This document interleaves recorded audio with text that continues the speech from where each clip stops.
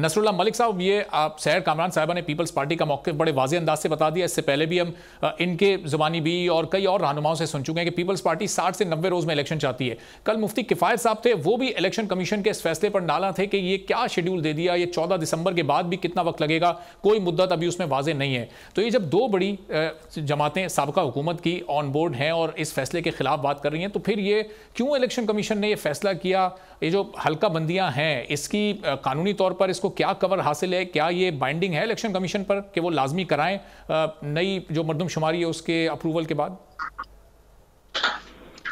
देखिए, मैं अर्ज करूं, अब दोनों सियासी जमातें हैं, ये पब्लिकली आपको ये कहती हमेशा नजर आएंगी कि 90 रोज में इंतखाबात होने चाहिए।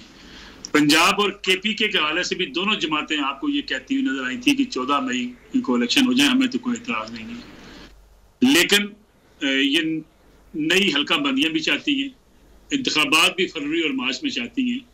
और मेरे ख्याल में सियासत में हमारे यहाँ होता ही है कि हम जो कुछ बात कहते हैं शायद उस पर इतना कुछ पसे पर्दा हकायक कुछ और होते हैं। इसमें कोई शक नहीं कि इलेक्शन कमीशन पाकिस्तान की जिम्मेदारी है कि वो इलेक्शन करवाएं। और अगर इलेक्शन कमीशन पाकिस्तान नई मरदमशुमारी के बाद नई हल्का बंदियों के तहत इलेक्शन करवाना चाहते हैं तो 1-2 माह से फर्क क्या पड़ेगा। लेकिन मसला ये है कि ये एक सियासी बयानिया जरूर बनाना चाहते हैं। और ये सियासी बयानिया क्या बनाना चाहते हैं, वो ये है कि हम तो फौरी इलेक्शन चाहते हैं, हम चाहते हैं 90 रोज में इंतखाबात हो जाएं, ताकि ये तासर दिया जा सके कि तो बड़ी सियासी जमातें तो मुल्क के अंदर फौरी इंतखाबात चाहती हैं।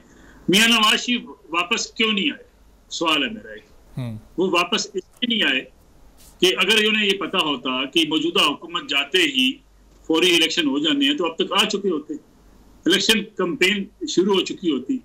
अब उन्हें भी पता है कि इलेक्शन कब होने हैं, किस तारीख को जाकर होने हैं। तो मेरे ख्याल में सियासी जमातें को बयानबाजी अपनी जरूर करती रही, लेकिन इलेक्शन कमीशन भी सियासी जमातों के साथ राब्ते में है और सारे लोग ऑन बोर्ड जरूर हैं। और ये अगर नई मरदमशुमारी के हवाले से कोई तहफ़्फ़ुज़ात हैं, एतराज़ात हैं, तो इलेक्शन कमीशन पाकिस्तान के पास पीपल्स पार्टी और नून लीग को चले जाना चाहिए और इनके खिलाफ एक पिटीशन दायर कर देनी चाहिए कि फौरी मुल्क में इंतखाबात करवाए जाएं। आप मुझे एक बात बताइए, ये जो असेंबली तोड़ी गई है, ये किस लिए तोड़ी गई है? कि मजीद टाइम मिल जाए, 1 माह और मिल जाए, 90 दिन मिल जाए। यानी आप असेंबली मुद्दत पूरी होने के बाद ही इलेक्शन कमीशन के पास मामला जाने देते ना। आपने असेंबली को जो है वो खत्म करने की रिक्वेजिशन भेजकर सदर पाकिस्तान से दस्तखत करवाए। इसलिए इतनी आसान और सादा बातें नहीं इतनी कह दी जाती हैं।